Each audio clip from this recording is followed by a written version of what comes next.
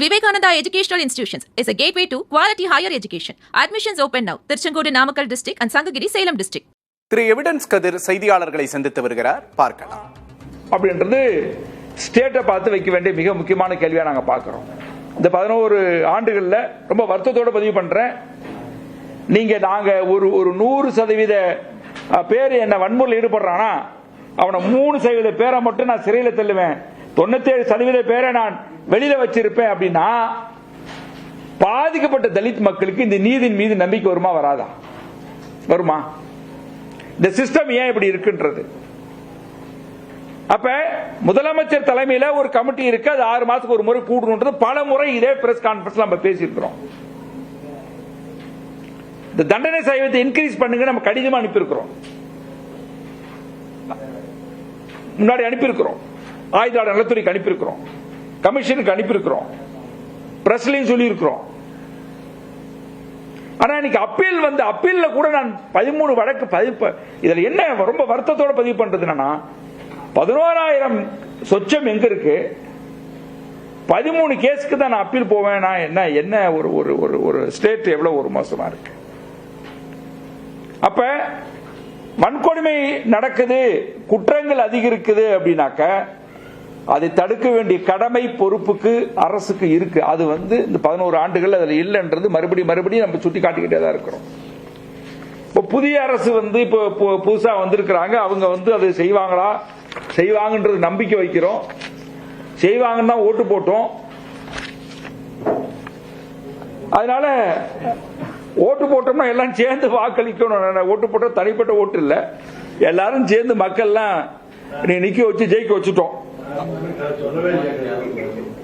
அவங்க என்ன பண்ண போறாங்கன்றது இப்ப தெரியல. எனக்கு ஏற்கனவே உள்ள அரசு ஒன்னு வன்கொடுமைனா என்னன்னு தெரியும், 2 அரசு இருக்கு. ஒன்னு வன்கொடுமைனா என்னன்னு தெரியும், ஒன்னு வன்கொடுமை தடுப்புனா என்னன்னு தெரியும். புதிய அரசுக்கு வன்கொடுமை என்னன்னு தெரியுமான்னு தெரியல. அந்த மாதிரி நிலையில தான் இன்னைக்கு நம்ம நிலைமை உட்கார்ந்துகிட்டு இருக்கு.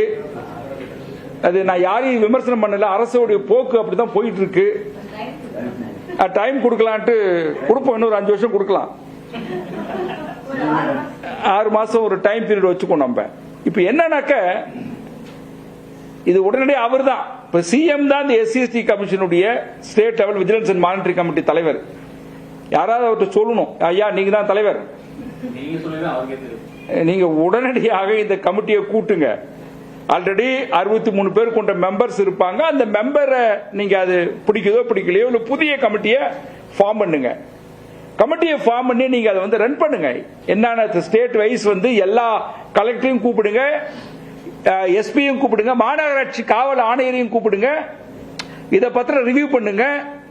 அதுதான் அவருடைய கடமையா இருக்கும் நான் நினைக்கிறேன். இப்ப எவ்வளவு வழக்கு இப்ப இவ்வளவு வழக்கு நம்ம தண்டனை சதவீதம் இவ்வளவு குறைவா இருக்கு, அப்பீல் ஏன் போகல அப்படின்றத அவங்க செய்யணும். அனைத்து மாவட்டங்களிலும் நான் திருப்பி சொல்றேன், தமிழகத்தில் அனைத்து மாவட்டங்களிலும் எஸ்சிஎஸ்டி கோர்ட் இல்ல.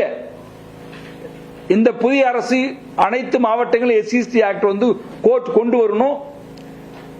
ஸ்ட்ராங்கான ஒரு பிபிஏ போடணும், தனியாக நீதிபதியை போடணும், ஒவ்வொரு நாளும் ட்ரையல் நடக்கப்படணும்.